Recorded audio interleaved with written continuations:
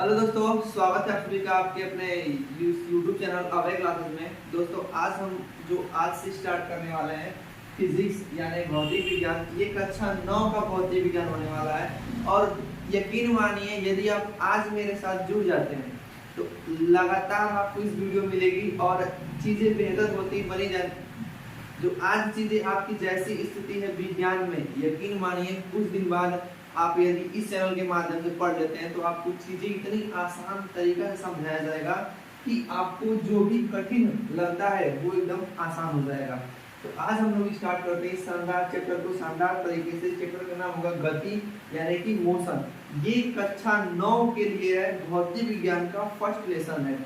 इसमें हम लोग एकदम बेसिक लेवल से स्टार्ट करेंगे और चीजें पढ़ते पढ़ते एकदम टॉप लेवल तक पढ़ने वाले हैं। तो चलिए बिना देरी किए आज की इस वीडियो को शुरू करते हैं। सबसे पहले हम जानने वाले हैं गति यानी कि मोशन। इसके बारे में चैप्टर से संबंधित जितने हैं उसको हम पढ़ने वाले हैं। सबसे इसको पढ़ने से पहले हम लोग पढ़ेंगे कि अदिश राशि क्या होती है। जो अदिश राशियां होती हैं वो क्या होती है, सदिश राशि क्या होती है।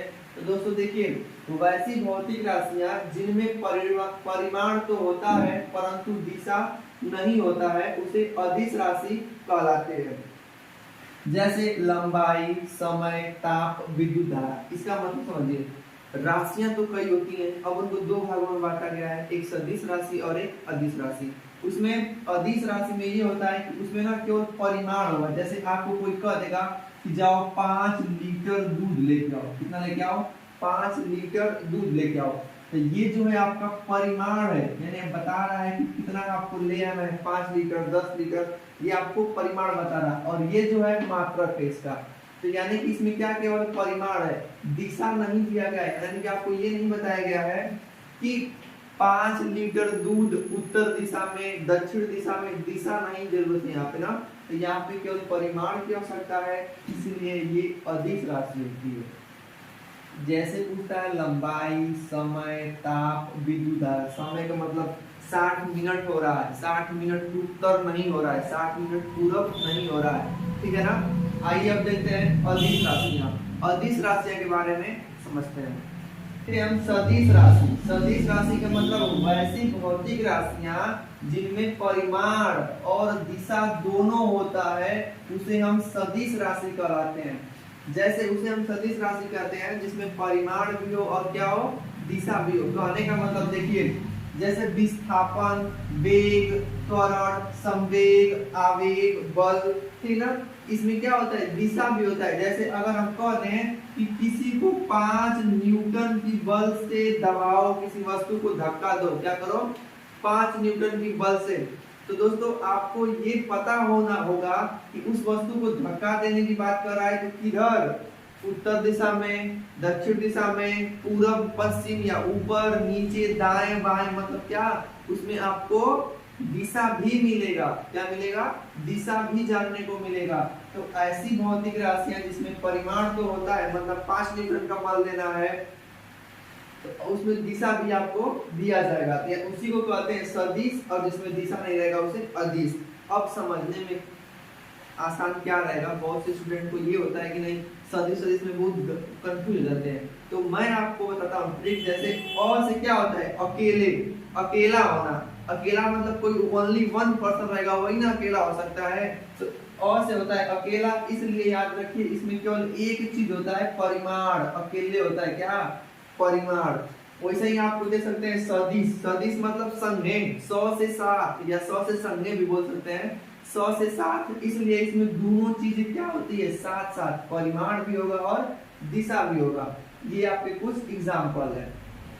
फिर आइए इसके बारे में नोट समझते हैं। जैसे कि नोट, सदिश को हम किससे दिखाते हैं, उसी चीज के ऊपर एरो से दिखाते हैं। उसके ऊपर अगर तीर लगा है, जैसे ए लिखे हैं, ए के ऊपर कोई तीर लगा दिए तो ये एक सदिश राशि लिखे हैं। ये पूछता है प्रश्न में, नीचे देखिए समझाएं आपको। जैसे प्रश्न नंबर 1 समझते हैं। प्रश्न नंबर 1 है कि ए पर तीर है, ये छोटा कोष्ठक है, छोटा कोष्ठक में ए है, इसमें तीर लगा दें और पूछे कि जो किस राशि को प्रदर्शित करता है, तो ये आपको दिखाता है सदिश राशि को। क्यों? क्योंकि इसमें ये परिमाण भी है और ऊपर तीर लगाने का मतलब दिशा भी दे रहा है, ठीक है ना। अब देखिए ये बड़ा कोष्ठक में दे दिया, क्या दे दिया है, बड़ा कोष्ठक में उसी चीज को ए पर एरो दिया है, तो यह क्या दर्शाता है, तो ये आपका परिमाण को दर्शाता है। परिमाण मतलब 2 किलो 5 किलो ऐसे करेंगे, 2 न्यूटन, 2 मीटर संवेग, 2 मीटर प्रति सेकंड स्क्वायर त्वरण, ये आपको दिखाए कितना है वस्तु या चीजें कितना उसमें है। ठीक है, आगे यदि केवल ए खाली अकेले दे दे कोई संख्या, उस पे तीर ना दे, उसको कोष्टक में ना करे, तो वो आपका एकांक सदिश होता है। कितना होता है, एकांक सदिश होता है। ठीक है, आपको अदिश सदिश ये चीजें आपको बेहतर समझ में आएगी। आज ये आपका फर्स्ट क्लास है, थोड़ा बहुत आप यदि आपको दिक्कत भी हो रहा होगा तो कुछ चीजें क्या होती है मिलजुल के यदि हम साथ चलें तो आप हमारे लैंग्वेज को समझ जाएंगे कि हम पढ़ाने का तरीका कैसे रखते हैं। और हाँ, आपको ये जितने भी चीजें बताई जाएंगी आपको डिस्क्रिप्शन में इसका पीडीएफ भी मिलेगा। जी हाँ, पहले तो आप चीजें देखिए अच्छे से, खूब शांति से एकांत से माहौल देखिए, समझिए, या आप स्क्रीनशॉट भी लेना चाहेंगे तो ले सकते हैं ये। और आपको हैंड राइटिंग, जो हैंड राइटिंग होती है उससे लिखा हुआ आपको डिस्क्रिप्शन में पीडीएफ भी मिलेगा। पीडीएफ खोल के आप उसको एक अच्छी अपने विषय या नोट्स बुक तैयार कर सकते हैं। हम लोग को क्या चाहिए होता है कि यदि हम 9-10 में पढ़ रहे हैं तो हमारे एक अच्छी नोट्स बुक हो, उस पर अच्छे से चीजें लिखा गया हो और हमारे समझने लायक हो। तो आपको पहले यहाँ पे समझा दिया जा रहा है और आपको पीडीएफ भी मिलेगा, आप वहां से नोट कीजिएगा। आइए आगे देखते हैं। आगे अब हम शुरू करते हैं दूरी, कि हम दूरी किसे कहते हैं, विस्थापन किसे कहते हैं, वो सब हम समझने वाले बारी बारी से। आप समय दीजिए, यदि आप किसी को आ भी रहा होगा तो घबराएगा नहीं, उसके लिए भी इस चैनल पे मिलेगा, इस वीडियो में मिलेगा कि नहीं, जानता भी होगा तो आपको उससे कुछ न कुछ ज्यादा ही दिया जाएगा, कि उसे ये ना लगे कि हाँ सर मैं ये जानता हूँ लेकिन इस चैनल पे टाइम बर्बाद कर रहा हूँ। नहीं, उसको भी कुछ न कुछ जहाँ तक उम्मीद है मेरा कि जितना जानता है उसको गहराई तक समझाया जाएगा। उसको जो थोड़ा भी नहीं जानता है उसके लिए भी ये वीडियो काफी महत्वपूर्ण है। चलिए, दूरी किसे कहते हैं, तो किसी गतिशील पिंड द्वारा, गतिशील माने कोनो चीज में गति हो यानी चल रही हो, पिंड मतलब किसी वस्तु, व्यक्ति, निर्जीव, सजीव, किसी को हम पिंड कहते हैं विज्ञान की भाषा में। तो किसी गतिशील पिंड द्वारा समय के साथ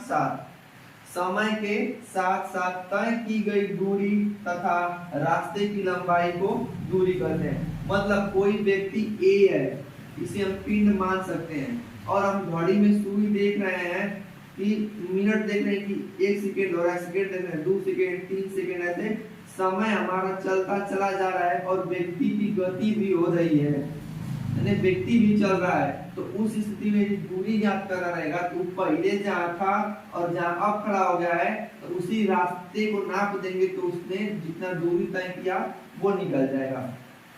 अब नोट पढ़ते हैं। तो दूरी एक अदिश राशि, दूरी अकेले होती है, इसमें दिशा नहीं होता है, 5 किलोमीटर 10 किलोमीटर दिशा नहीं होता है, इसमें केवल परिमाण होता है, ये अदिश होती है।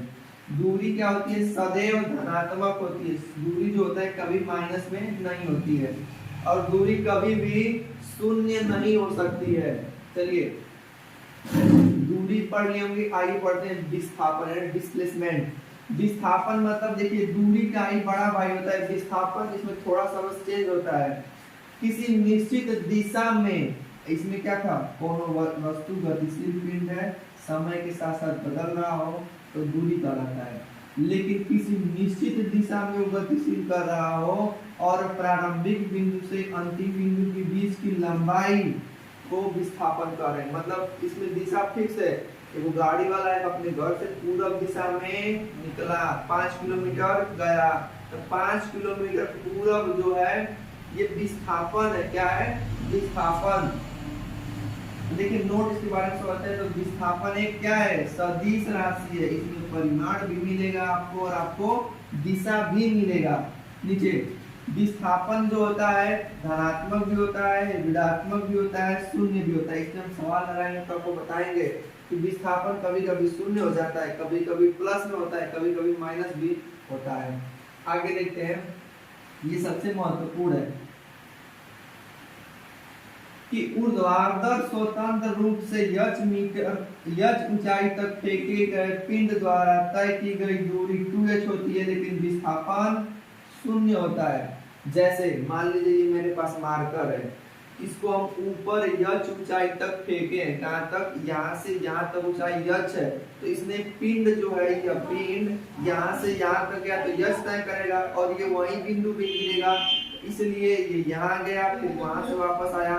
तो पहले गया है तो यच दूरी तय किया है, फिर आया है तो यच किया, यानी कि यच 2 इसलिए यच की दूरी कितना हो जाएगी 2 लेकिन अगर विस्थापन की बात बता दें आपसे, तो मान लीजिए यहाँ पे, यहाँ से कोई चीज फेंका गया यहाँ तक, ये यच ऊंचाई तक है, मान लीजिए पिंड यहाँ पे फेंका गया, फिर ये यहीं पे आ गया, मतलब इसका विस्थापन 0 हो जाएगा। क्यों? क्योंकि कोई वस्तु के प्रारंभिक बिंदु और इसका अंतिम बिंदु के बीच की दूरी को विस्थापन कहते हैं। तो ये यहाँ से गया था, यहाँ होते हुए फिर यहीं गिर गया, तो यहीं गिर गया, तो इसके बीच में कुछ दूरी बचेगी नहीं बचेगी, तो इसलिए इसका विस्थापन 0 हो जाएगा। कितना हो जाएगा? 0 हो जाएगा। ठीक है, यदि आप इसका स्क्रीनशॉट लेना चाहते हैं तो ले सकते हैं और अच्छे से आप बातें नोट कर सकते हैं, समझ सकते हैं। इसका पीडीएफ भी आपको दे दिया जाएगा। तो दोस्तों आज हम इस वीडियो में क्या पढ़े, सदिश, अदिश, उसके प्रकार, तीर क्या होती है, परिमाण से दिखाते हैं, एकांक सदिश क्या होता है, फिर हमने दूरी पढ़ा, दूरी के बारे में कुछ नोट पॉइंट हमने नोट किया, फिर विस्थापन।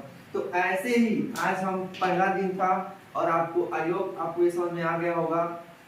ऐसे ही आपको चीजें जब आसान भाषा में लगने लगेंगी, अभी आपका स्कूल भी बंद होने वाला होगा या हो चुका होगा, आज से ही पढ़ाई शुरू कर दीजिए, ताकि एक समय तक ऐसा लगे आप कि हाँ मुझे ये तो आ गया है। ठीक है ना? तो आई होप आप लोगों को वीडियो अच्छी लगेगी। अब दीजिए जाए तो मिलते हैं ऐसे नेक्स्ट वीडियो में। वीडियो को लाइक कीजिए, चैनल को सब्सक्राइब कीजिए। मिलते हैं नेक्स्ट वीडियो में। धन्यवाद।